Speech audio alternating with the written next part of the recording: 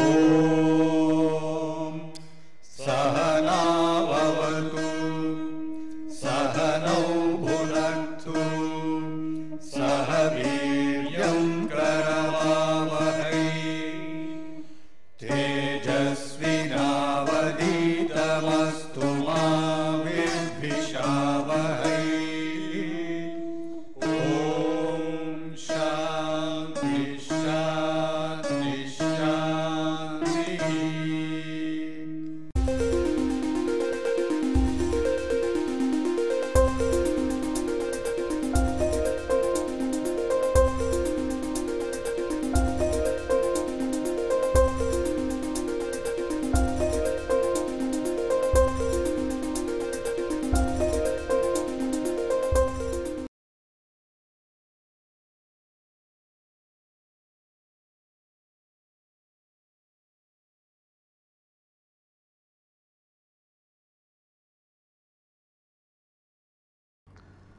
We have been discussing the technology of gallium arsenide very briefly, just an overview, okay, and we saw in this connection that it is required to have semi-insulating substrate, and on the top of that we need to have a epitaxy layer. In fact, if you have not seen it earlier, you can see the growth is gradually done layer by layer, and there are different techniques. What we saw yesterday or in the last lecture, one is a vapor phase epitaxy. We have seen there are at least 3 systems: halide, hydride and MOCVD. Okay. Though it is termed as chemical vapor deposition, real thing is vapor phase epitaxy, metal organic vapor phase epitaxy. I mentioned yesterday in the last lecture. Then we took a look at the molecular beam epitaxy to some extent. There are few aspects which I still want to touch upon today. Then we will go on to the liquid phase epitaxy, which is not really very popular for microelectronics, but very useful when you want to have very pure layers for light emitting diode applications. We will see the reasons for that. So, first just go through quickly what we have been discussing. MBE is a process of depositing epitaxial films from molecular or atomic beams on a heated substrate under ultra high vacuum conditions. So, all that you need is a source which will actually supply those elements. So, these are the evaporation crucibles which are known as the Kuntzen cells with shutters and heated substrate. The red, this color is the heated substrate mounted on a molybdenum substrate, which is chosen because of its high thermal conductivity, and the entire thing is enclosed in a stainless steel chamber, so that you can get vacuum levels of the order of 10 to the power of minus 10 to 10 to the power of minus 11. I mentioned the reason, because if you have those high vacuums, you can get, you can see these are the, this is what is inside. What I am showing is only the source, the crucibles, the K cells, okay, for one for dopant, one for gallium, one for arsenic, aluminum, and for another dopant, and this is the shutter. These are shutters. You can see the beams are going like that, and this beam formation is possible because of very high vacuum of the order of 10 to the power of minus 5 torr. If you have, you will have mean free path of about 10 meters, and if this distance is 30 centimeters or so of that order, it is quite good enough. But to keep the contamination level by a factor of 10 to the power of minus 5, you must have vacuum of 10 to the power of minus 5 further down by 10 to the power of minus 5. That is, you get, you need 10 to the power of minus 5, 10 to the power of minus torr. To give an idea, 760 torr is 1 atmosphere. So, way down below the atmospheric pressure, okay, virtually 0 pressure. In fact, people talk of doing MBE in the outer space where there is vacuum. People talk of that, build laboratories there and do the MBE system there. You do not need all these things. So, you automatically have high vacuum there. That is what people talk of in the space labs. Now, the beams are thermally generated in the Kuntzen type effusion cells which contain elements. That is, these are those cells. which contain elements, gallium, arsenic, aluminum, all sorts of things which you want, plus dopants. Then the temperature of the K cells is controlled to an accuracy of plus or minus 0.1 degrees centigrade, because that controls the flux of the molecules or atoms. For example, you can see that you do not have to worry about this equation, just to show that the flux of these molecules, flux density, is related to the equilibrium pressure within the cell and also its temperature in this fashion, and of course, the angle between the beam and the substrate, normal to substrates. Okay, if it is theta is the angle between the beam and the normal. Okay, so if it is 90 degrees, nothing gets deposited, the flux is 0. If it is 0, flux is maximum. These are just some general ideas. Okay, you do not have to worry about too much about this equation, just projected also that the flux would depend upon the distance between the orifice and the substrate.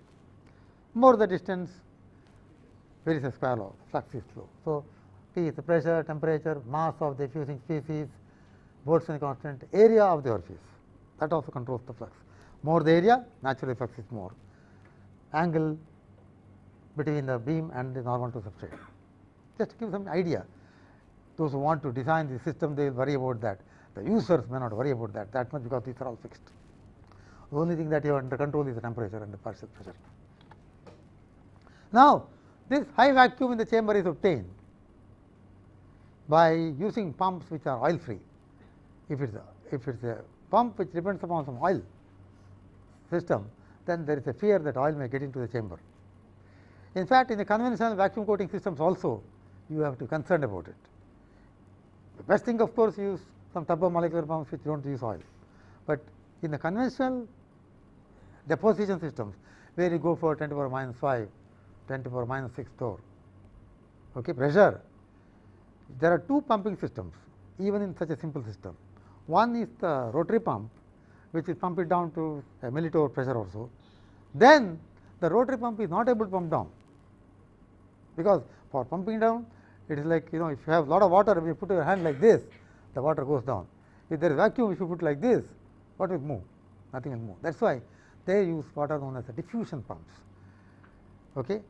You connect it to a system which is pumped down, and as you create lower pressure here, the molecules will diffuse from the chamber down to this pumping system. That is why, so those pumps are called diffusion pumps. Let me not get into more details of that. In fact, you will have a heater which will actually pump oil into the top, that will collect the molecules, bring down. So, to prevent the oil from entering into the chamber, you will have a liquid nitrogen trapped, so that the oil vapors do not go back into the system. So, that is why that blocks it. So, these are some of the things that you do in the conventional system, but here you may have more than one system, pumping system, to enable pumping of main chamber and auxiliary chambers and things like that. So, these are some of the names which you can just note that these are one or more of them are used in the systems. You can see there the diffusion pump also is there, okay, what I was mentioning, the usually pump. Growth rate in these systems is about 1 micron per hour. You can see that is very slow. You can control one atomic layer in 1 second, layer by layer in 1 second. So, in fact, you can get, because of that, very high quality layers with the MBE, molecular beam epitaxy. So, you can get thickness variation, or you can control the thickness within 1% over a 10 centimeter diameter or 5 centimeter radius for the entire wafer. You can do that. High purity materials can be grown, composition, thickness, doping can be controlled with high accuracy and uniformity. These are some of the advertisements for MBE system. In the sense, they are looked forward to because of these merits. This I just projected this to show you the difference between the simple circle that I drew for creating a chamber. The real thing is like this. If you want to have a look at this chamber or this MBE system, you can walk into our semiconductor research device research laboratory. There is one kept there which has been is a very old system, which is not really functional, but there are some vacuum problems. So, what you can see here is the whole thing is a stainless steel chamber, into which you have got all these effusion cells 1, 2, 3, 4 is shown here, which are actually used as source of gallium, arsenic, etc., and also dopants. And you can see these shutters are also present here. Okay. When the shutter is kept closed, even though this is heated up, nothing comes out. When the shutter is open, then only you let in the flux come out. So, depending upon what layer you want, you keep the shutter open.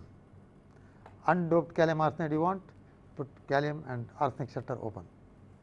Okay. If you want aluminum or indium, you open the shutter which contains indium. Okay. The relative composition is controlled by this temperature, the flux. So, it becomes more involved here. Now, you can see this is the side which is giving those impurities, dopants or the constituents, and this is the substrate holder. Okay. That substrate holder can be rotated, we can rotate it, and this entire assembly is for rotating the substrate. Why do you rotate it? So that you get uniform layer, uniform thickness everywhere, you rotate it like that. So, rotating the substrate holder, then some ionization gauges, etc., for identifying what residual gases are present, things like that are there.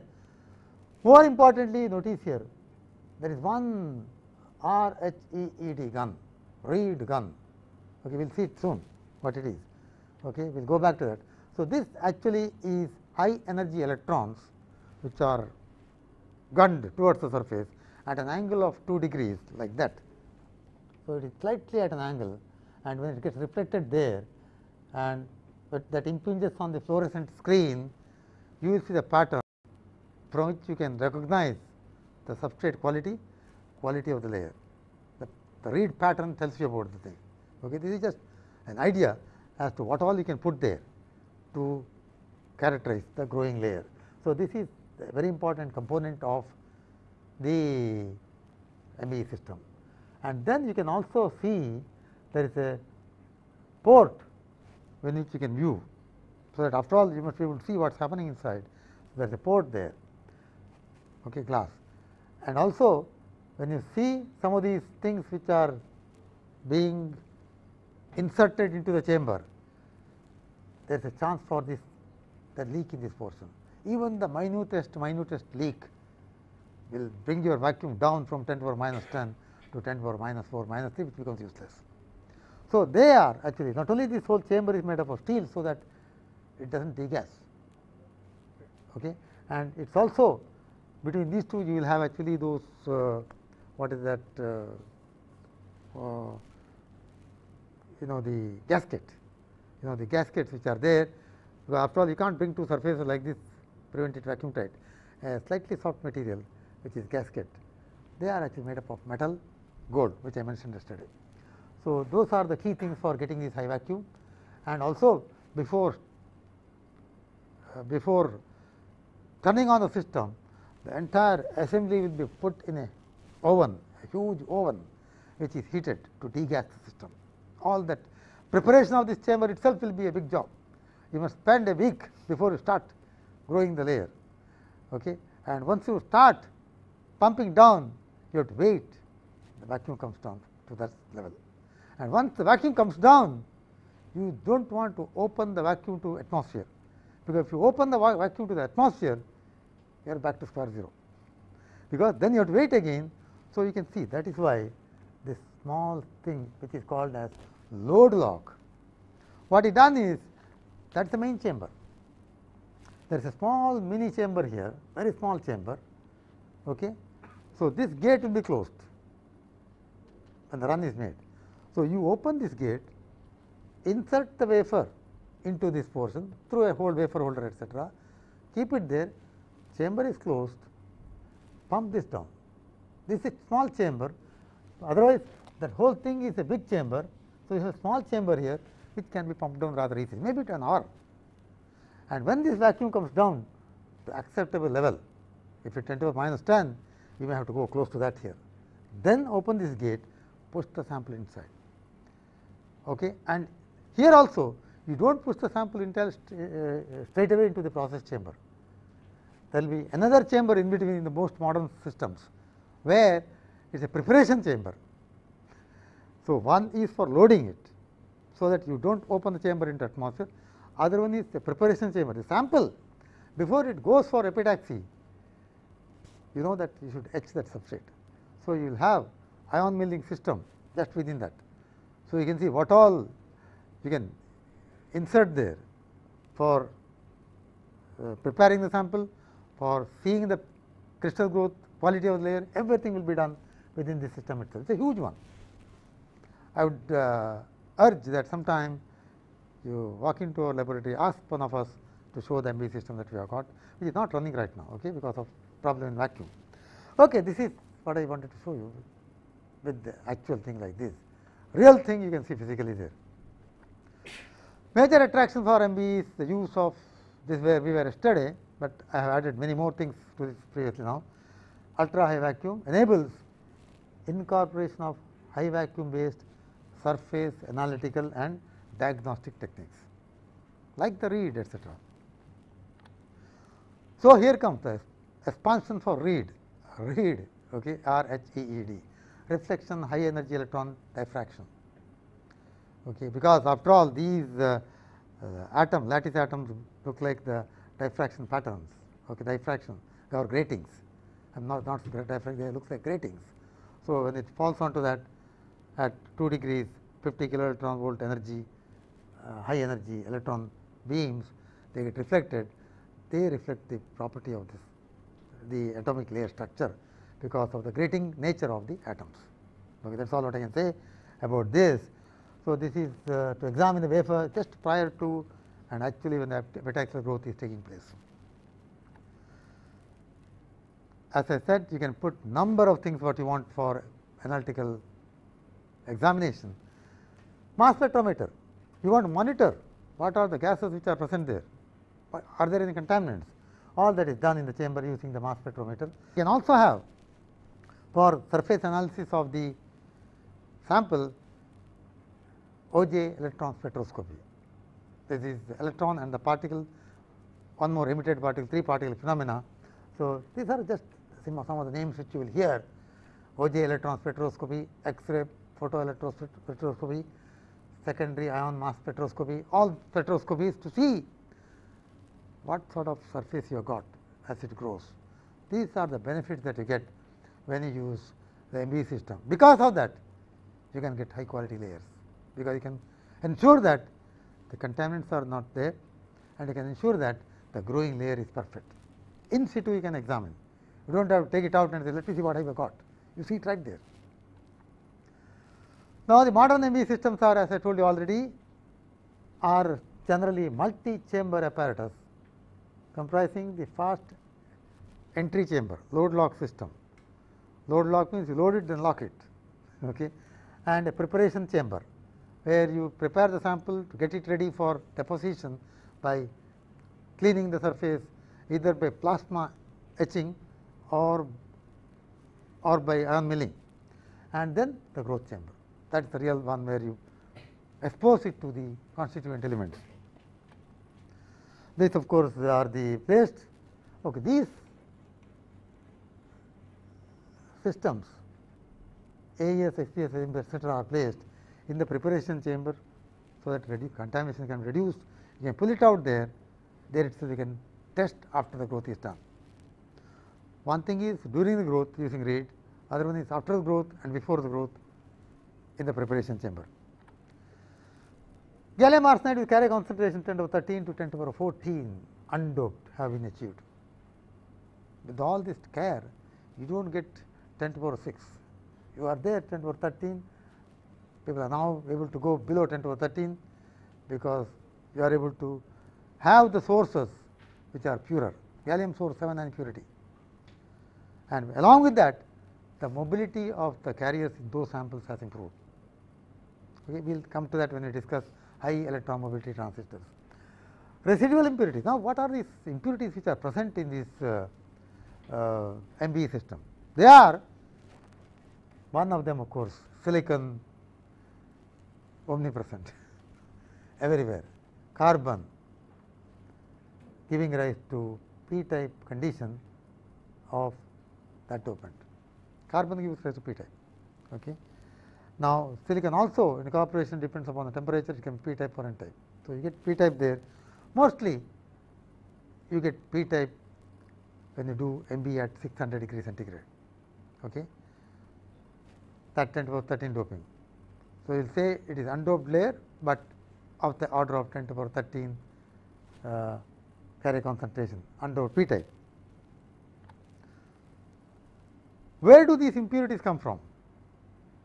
To say silicon, it comes from gallium. You are using the gallium source, that is coming silicon impurity is present to some extent. Carbon, whatever residual ambient is present in the UH ultra high vacuum, that contains carbon. Okay. Any atmosphere that is there, there will be a little bit of carbon. Then you have also manganese from the hot stainless steel chamber. Okay. These are the contaminants which come up. Now, disadvantages of MBE, all merits are there. Okay. Disadvantages, of course, is very clear. It is complex, and one will crib saying it is costly. How costly it is depends upon how many gadgets you have added onto that. If you have just a vacuum chamber which can go to 10 to the power minus 11, that may not cost you much. You may end up spending something like 50 lakhs or maybe 1 crore at the most. But if you add all those gadgets, then it goes to 2 to 3 crores, 3 crores. Okay. So, that is the cost. When we bought way back in 1980 this MBE system, which is just a simple system, only the read system was there. Without read, RHEED, there is no use. You do not know what is happening, whether you are getting good layer or not. That I think it was at that time about 25 lakhs. But 25 lakhs that time, you know, if equivalent rupee you see now, 25 lakhs of rupees, it is equivalent to 2 crores, because money value has that much come down. Now, this whatever we have been discussing is the MBE system with the source from these K cells. Now, there is a problem with the system. We avoid the problem of exposing it to ambient during loading by having the Woodlock system. Now, those K cells which are sources of gallium, arsenic, etc., somebody has to fill them up. You have to have say 10 grams, 20 grams, 50 grams if it is a huge one.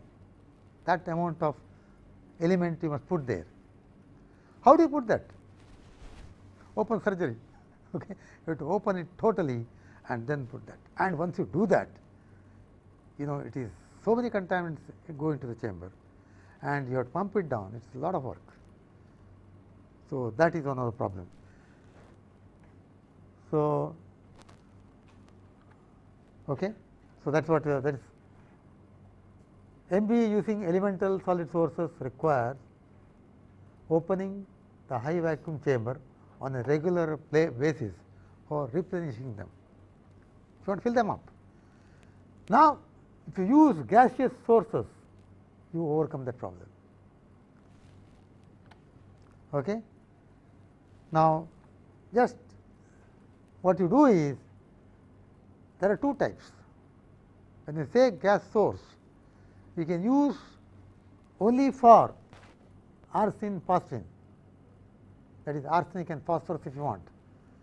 Do not use elemental phosphorus, do not use elemental arsenic, use arsine and phosphine gas, and the gas source is outside the chamber.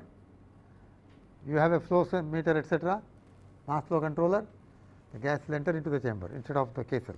There you can crack it by heating it up. Okay.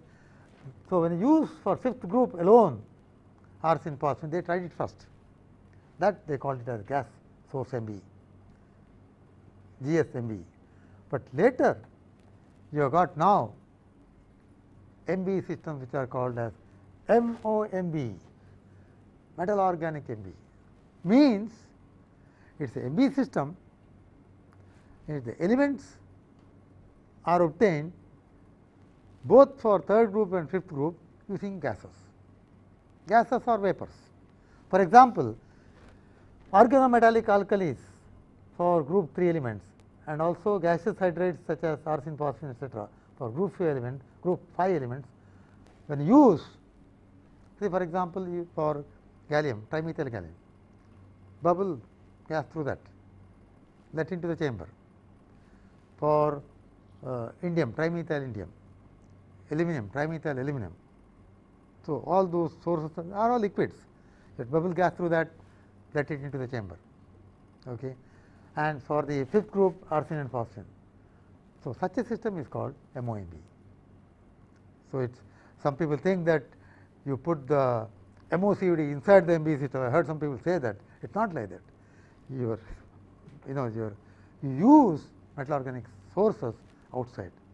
Okay. When you do that, now you can see the two systems, whatever I have put in words is seen here. This is the gas source MBE. Okay. And you can see here, this is gallium, this is indium, elemental, 3rd group. And then the dopants like beryllium, silicon, etc. are also put here. They are within the chamber. Within the chamber, this will be given afterwards.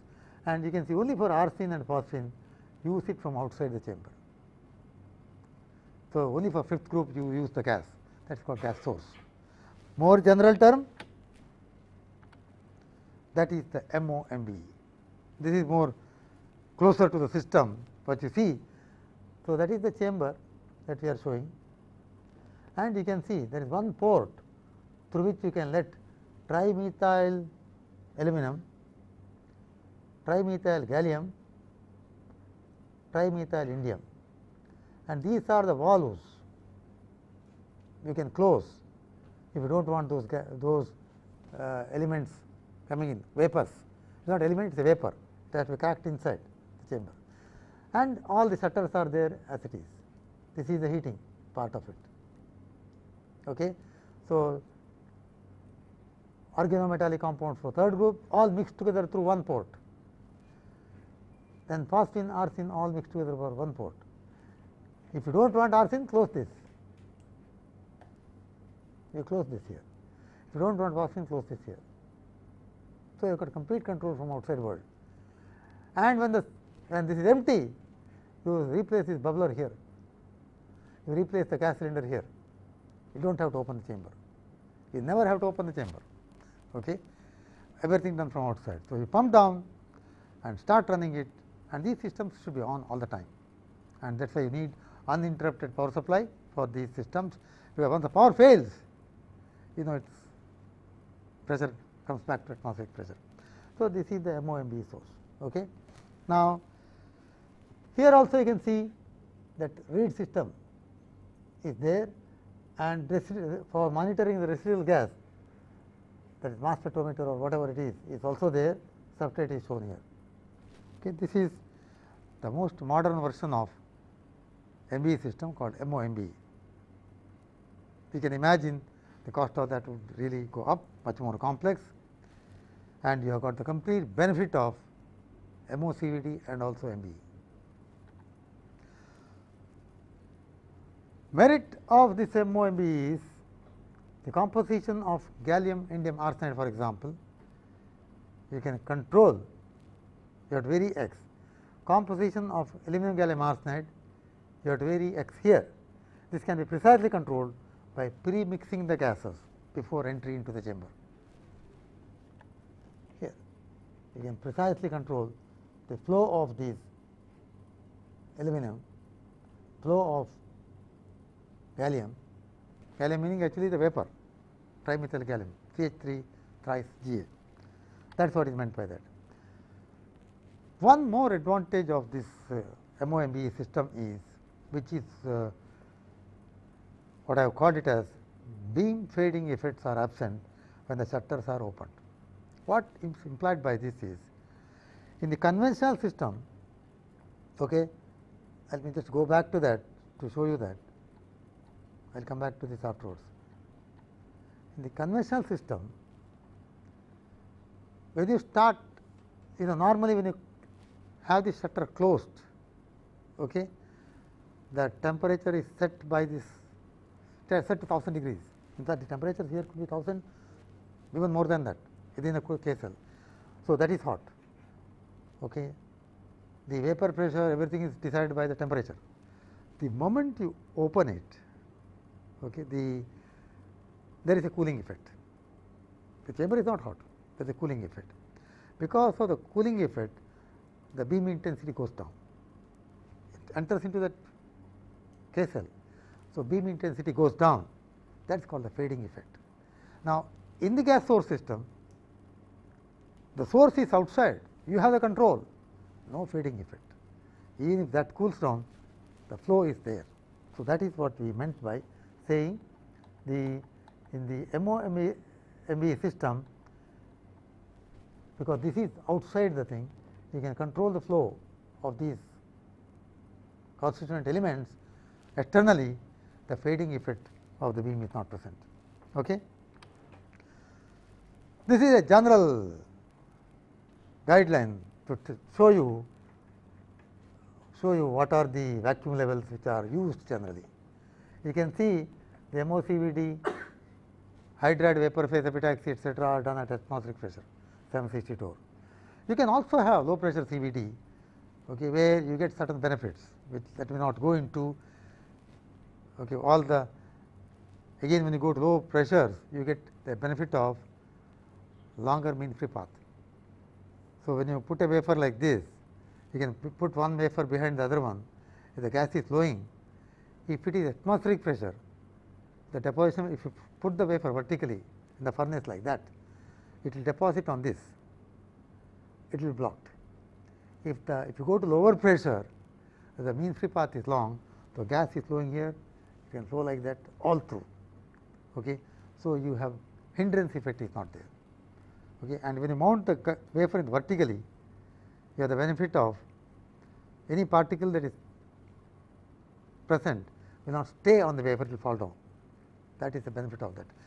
That is why people advocate for low pressure CVD system. Just it is not very high, very low pressure, -3, -2 torr. Then you have got MOMB, etc., where the gases are coming in, there the pressures are not that low during the deposition. Please remember, these are the pressures during the deposition. Before you start, you better pump down to 10⁻⁵ -11 to avoid any contaminants. And in the MBE, of course, there are elements which are getting heated up, very small quantities, that is 10⁻⁴ during deposition. Growth, chamber pressure initially will be -10 to -11. When you let in the molecules, the pressure automatically will go up. Okay, the last one in the epitaxy, last but not the least, so to say, is the liquid phase epitaxy. Liquid phase epitaxy, as I mentioned earlier,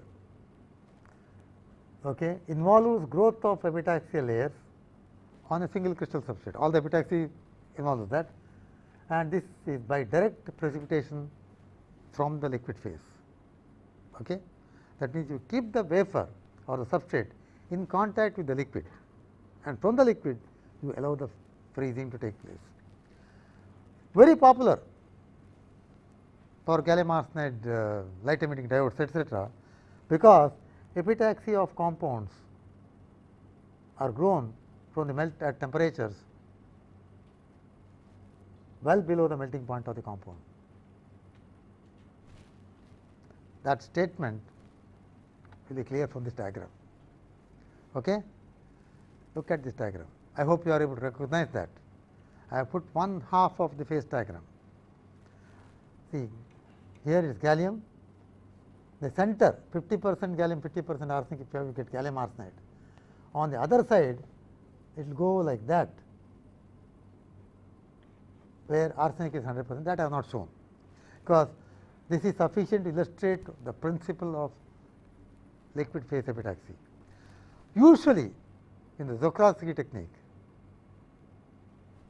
you are growing from the melt. It is a melt grown system. Okay?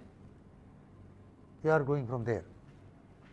That is the melting point of stoichiometric gallium arsenide, 123 degrees centigrade Tm. melting point. Now, from there from the melt, when you pull the crystal, it is as good as you are coming down in temperature. Okay. As you pull it out, your liquid solidifies and you get gallium arsenide. This curve I have just expanded.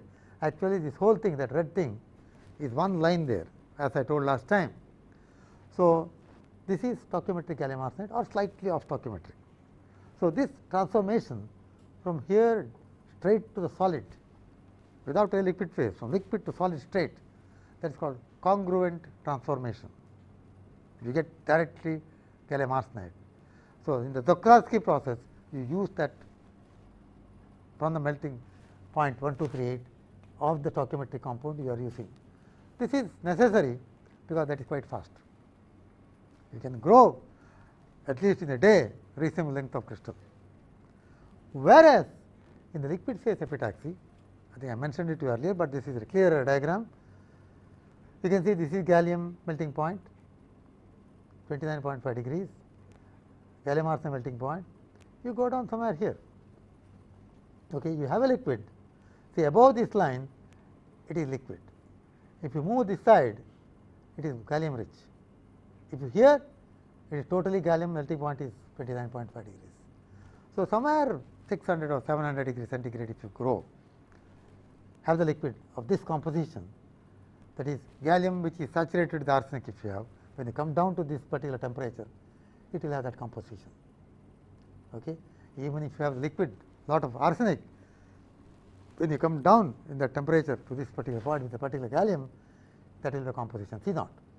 So, let us say you start with, keep the substrate in contact with the liquid, okay, which has the composition C naught. Okay. C naught amount of gallium, or the ratio gallium to gallium arsenide to gallium or arsenic to gallium, some composition is there. Now, you start freezing from that liquid. When you freeze here, this portion here completely below this liquid line and up to this is the solid line below that, this portion has got liquid and solid both. In the sense, here the difference is you get straight away solid. That is the congruent transformation property of this phase diagram. Whereas here, when you start freezing, you get precipitation of solid, and that precipitating solid has a composition given by that. That is the property of the phase diagram. Okay. You must understand, and from here you freeze, if you see where the solid is, that is the composition. That means, when you freeze from a temperature like 600 or 700 degrees centigrade, the freezing compound or freezing solid is nothing but gallium arsenide with composition that one. That is close to stoichiometric. Whether it is gallium rich or arsenic rich depends upon actually from which point you are freezing. Okay. But what you get is gallium arsenide which is close to stoichiometric temperature, stoichiometric composition, growing from a very low temperature. Of course, I should caution those who are in the physics, say low temperature, it is not low temperature, it is lower temperature compared to melting point. Okay. You get gallium arsenide. This is the benefit. The major benefit of growing gallium arsenide from a melt, this is called solution growth. From a solution, you get gallium arsenide much lower temperature than melting point. What could be the benefit of this? Okay, now, when you do that, slightly when you come down, you get that composition, it loses that gallium. So, the gallium concentration comes down. So, when you slightly come down along this curve, what happens is, when you freeze, I am just showing it slightly below, but for clarity I will show it a bit below. The freezing compound will have that composition, and the liquid's composition will be on this side. So, you see where is the solid, where is the liquid. You project onto the liquidous curve, that will give you liquid composition. Naturally, when you freeze, you lose gallium, so the gallium richness comes down. Okay. You lose, the composition changes. So, what you see is from here What we are worried is not what happens to that, what happens here, that is the freezing solid. Okay, now let us see what is the merit of this. What is the merit of freezing and getting gallium arsenide at a lower temperature? Contaminants are less. Why do you say contaminants are less? What contaminants do you worry? You worry more and more about the deep levels. Deep levels you do not want in this system now. Okay, you are going, let us say, N type gallium arsenide. You want to make a p-n junction for a light emitting diode. When you want to make a p-n junction for light emitting diode, what do you want? Let us just see. You need actually EC and EV. If I take,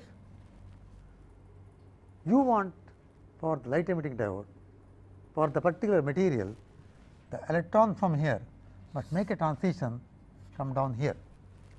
During that time, it will give you the light corresponding to that band gap, 1.24 divided by the band gap, so many microns, that is what you get. Now, if there are deep levels, deep impurities like heavy metals, copper and things like that, that can be present in the liquid. If they are present, the transition is from here to here and here.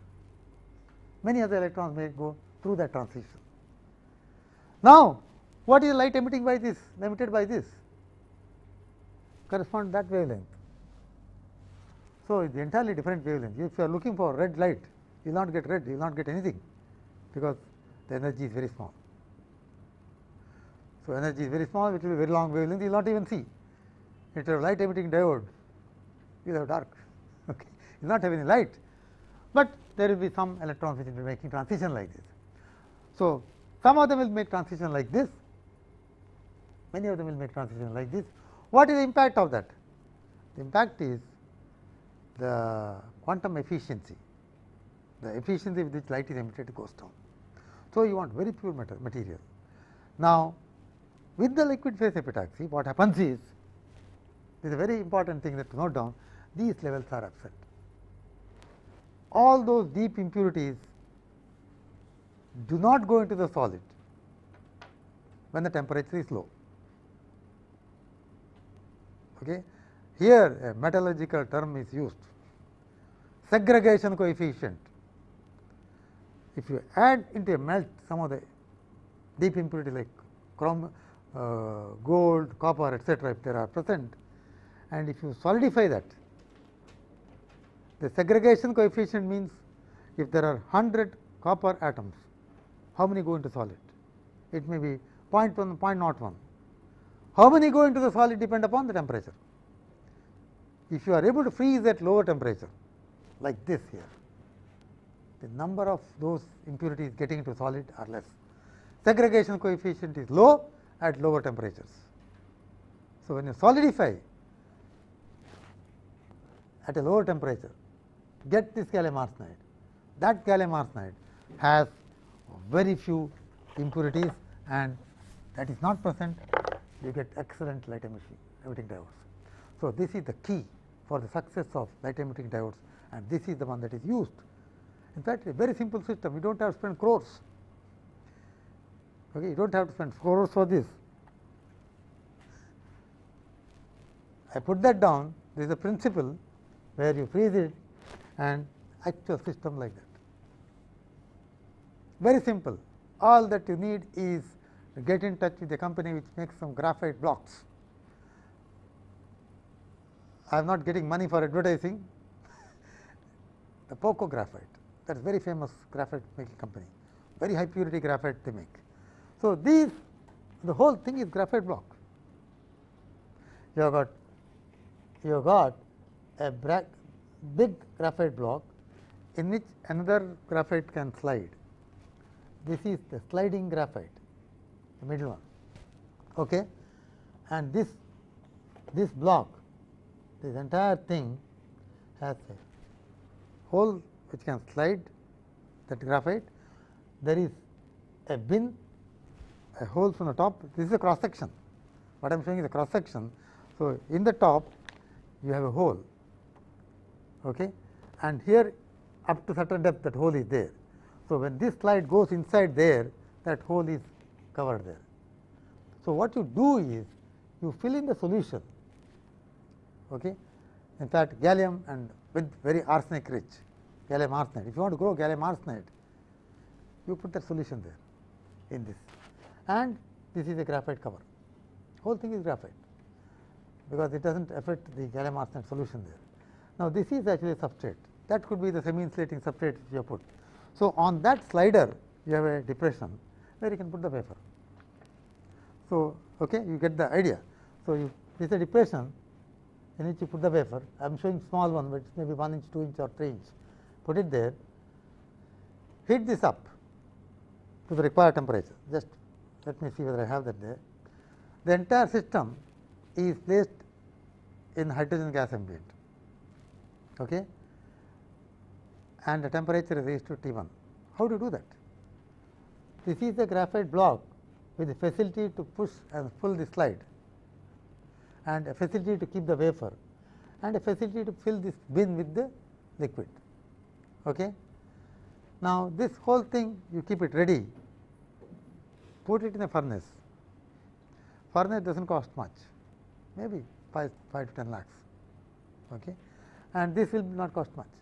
So, you have got the epitaxial system with at your disposal with 0.1 crore, okay, 10 lakhs of rupees, 100,000 rupees. I am sorry, 100,000 is 1 lakh, 10 into 10. Okay. So, here what you do is, let us go through that. So, that system is kept in the furnace, raise the temperature to the that point where you want, say 700 degree centigrade, temperature raised to T1.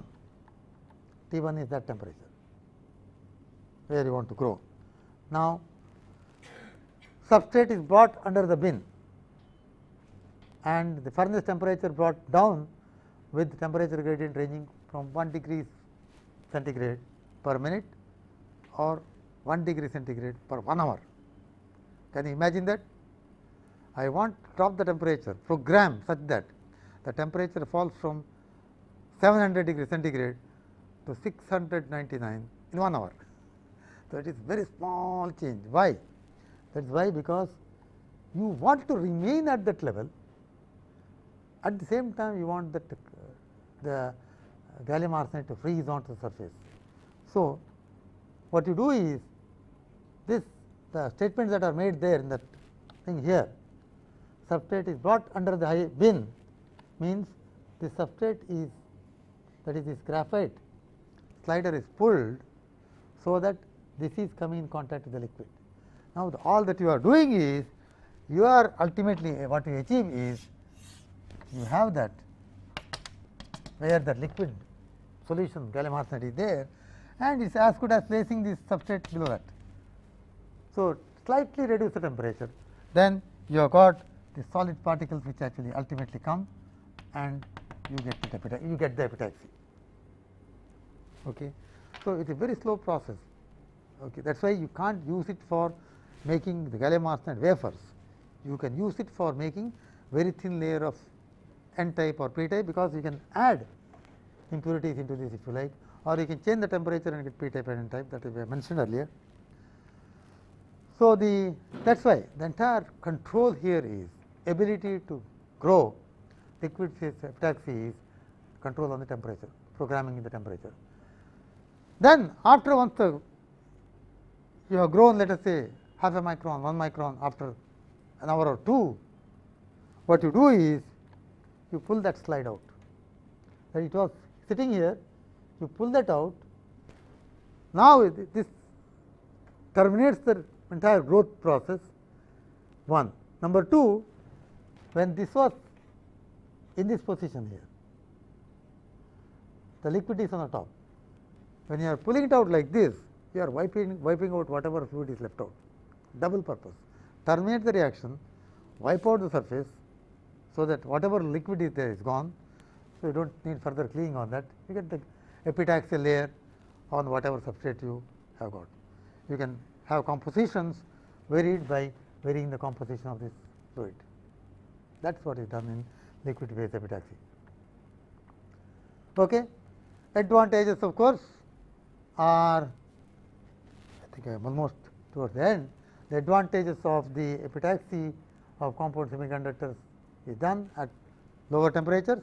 As I mentioned, segregation coefficient is low, so deep level contamination is low, excellent for LED, light emitting diode applications, to achieve better quantum efficiency.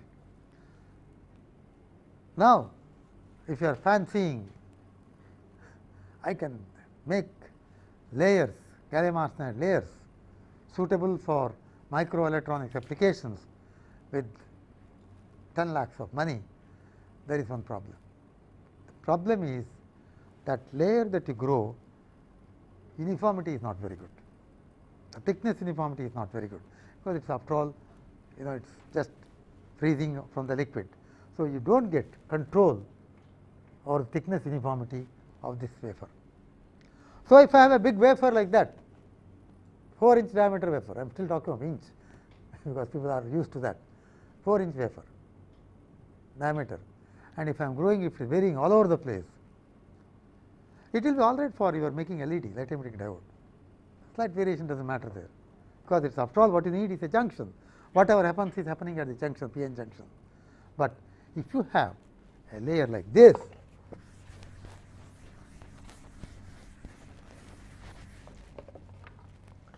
if you have a semi-insulating substrate,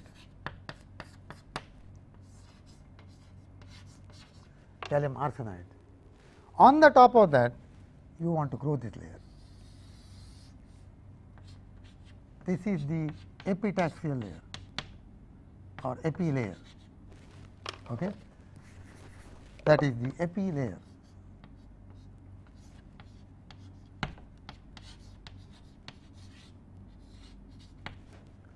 That must be uniform for microelectronics applications. In fact, you will see, if you want to make a field effect transistor in this layer, if it is n type, you want to make a field effect transistor, if it is not uniform thickness, entire your logic circuit functioning will not be good, because if you want to make digital or analog circuits, because threshold voltage of those FETs would depend upon the thickness.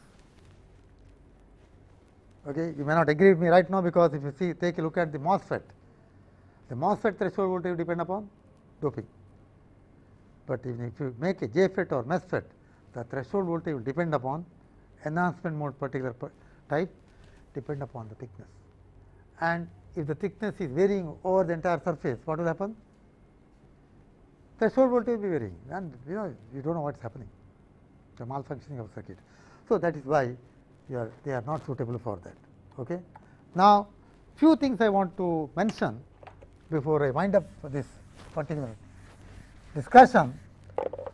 What we have said now so far is for gallium arsenide microelectronics or even for light emitting diodes, you would need epitaxy layers or you need an active layer, and epitaxy can be done to get the active layer either by MOCVD or by MBE or MOMBE.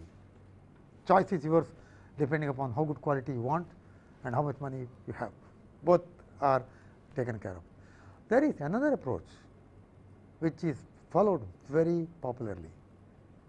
All that you need is, you need to have an N-type layer. In fact, an excellent approach is, do not go to that epitaxy layer, use one equipment. The one equipment that you can use for realizing N-type, P-type, all sorts of things is ion implantation.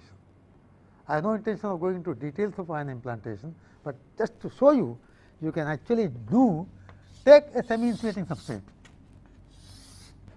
Okay. Take a semi-insulating substrate like that, cross section, semi-insulating gallium arsenide. I do not need to put the implantation everywhere, the dopants. I put somewhere here. I can implant dopants. So, I can make that layer N-type. Once it is N-type, I can use that for realizing FETs, and this is semi insulating. I can put here also N type. You can see the interesting part of this is you have got N type here, N type here, isolated from each other. You can't ask for more than that, because when you want to make devices, you want them to be isolated. Basically, you want them to be connected when you say it must be connected. Okay? Otherwise, they must be isolated. The isolation is provided by means of this particular layer, semi insulating material. So, ion implantation, if you have an equipment, you can use that for totally for realizing these structures. Okay? All that you would need would be ability to implant and realize this, and then make devices on this. What device would you make? So, either use this device, this implanted portion for making devices, or you can use the epitaxy layers for making devices. So, next question is devices using epi layer or implanted layer, okay, or implanted layer. That portion, that these topics we will discuss next time, okay, because that is where we now begin our discussion on devices. We are ready now with the material, semi insulating substrate, epitaxy or implanted, then make device. What sort of devices we make? Whether it is MOSFET, is it feasible to make MOSFET? That aspect we will discuss first. If it is possible, you do that. Otherwise, go to MISFET, not MISFIT, MISFET. Okay? That is MIS, instead of using the native oxide, some other insulator. That sort of thing we will discuss in our next discussion. Okay?